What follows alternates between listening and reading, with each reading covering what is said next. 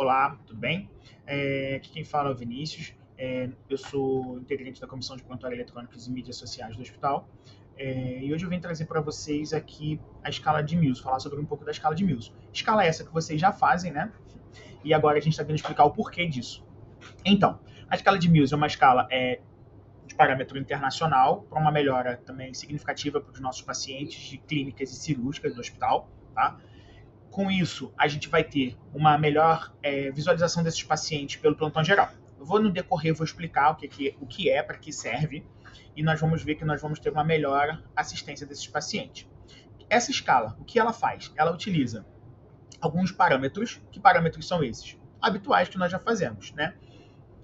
Pressão sistólica e diastólica, frequência cardíaca, frequência respiratória, temperatura e nível de consciência, tá bom? Nós temos como objetivo a gente ter uma melhor detecção desses pacientes nas enfermarias clínicas e cirúrgicas para que eles não tenham uma piora significativa na enfermaria, sem ser visto pelo plantão geral. Com isso, o que a gente pretende? Pretendemos reduzir mortalidade nas enfermarias clínicas e cirúrgicas, reduzir aquelas transferências por CTI não planejadas, né, que acaba podendo suspender cirurgias no dia seguinte, para poder a gente ter uma melhor assistência desses pacientes, ok? Imagino que assim vocês pensam, poxa, mas agora que veio explicar sobre isso. Porque por trás disso tudo acontecer, a gente já tinha pronto, né, como teste para a gente analisar, ver o que podia melhorar, o que estava rodando, o que não estava rodando no sistema. Achamos alguns erros, consertamos esses erros junto à equipe de tecnologia do hospital e agora nós estamos trazendo o produto final. O que é esse produto final? Vocês podem observar aqui que nós temos um painel. Que painel é esse? É um painel que aqueles sinais vitais que a gente coloca lá atrás, que é a temperatura, a frequência cardíaca, o nível de consciência, tudo isso, ele compila aqui nesse painel. Esse painel ele vai dando um score, né, que ele começa com baixo risco, com 0, e pode ir até 15, né, no caso de um paciente muito grave, que precisa de uma intervenção imediata para que ele não venha a piorar mais ainda, ou a gente tem aquela parada cardiorrespiratória não esperada, né? Uma piora de um paciente grave dentro da enfermaria, que complica todo o contexto da enfermaria. Os pacientes eles são divididos em 3 grupos, né? São grupos de baixo risco, que ele é um somatório de 0 a 3, que ele precisa de algumas ações. Que ações são essas? Baixo risco de 0 a 3, a gente vai seguir aquela normalidade, verificação de sinais vitais de 6 em 6 horas, né?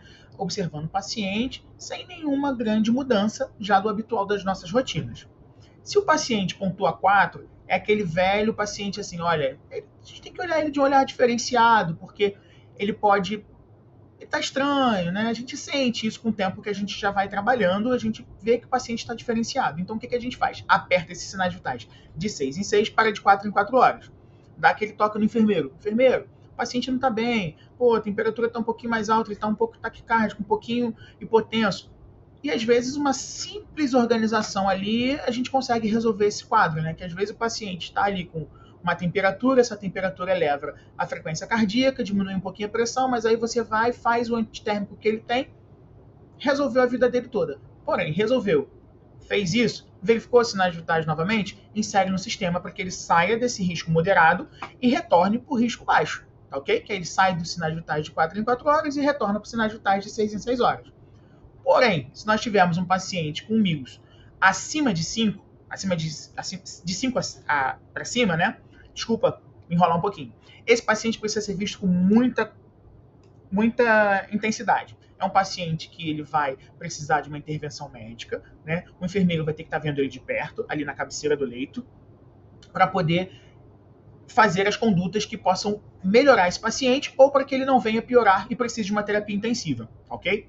Esses pacientes precisam ter os sinais vitais dele aferidos de hora em hora, ok?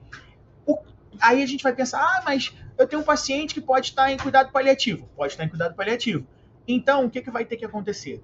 Nesse caso, pode ser um paciente grave, que esteja em cuidado paliativo, mas aí a gente não vai seguir esse critério de 6 de hora em hora. Porém, isso tem que estar registrado, como muito bem registrado, dizendo na evolução do enfermeiro, na anotação do técnico, também justamente também na evolução médica, dizendo que esse paciente é um paciente em cuidado paliativo e que vamos ter condutas de conforto a esse paciente. né? Que esse paciente às vezes não vai para uma terapia intensiva, não vai ser entubado, não vai fazer hemodiálise, essas coisas para poder facilitar a nossa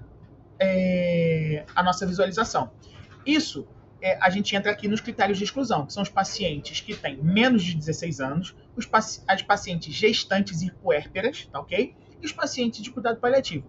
Lembrem que tudo tem que estar ali juntinho, redondinho, escrito, assinado por todos os profissionais, tá? Então, se o paciente é cuidado paliativo, coloca lá no seu registro, paciente em cuidado paliativo. E aí ele não vai ficar de hora em hora, vai ficar de 6 em 6 horas nos sinais vitais, ok?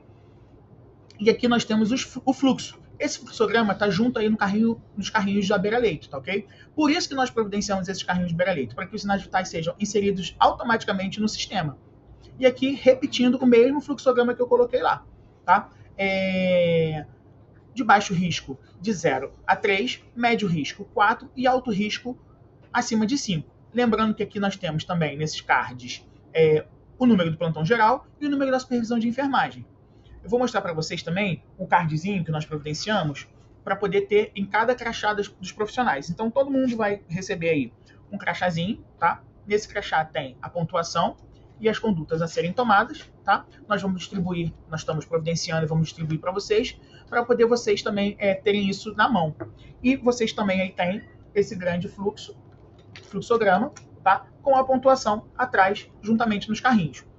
Agradecemos a vocês pela ajuda, né, pela cooperação. Estamos à disposição para qualquer dúvida que vocês venham a ter. Obrigado.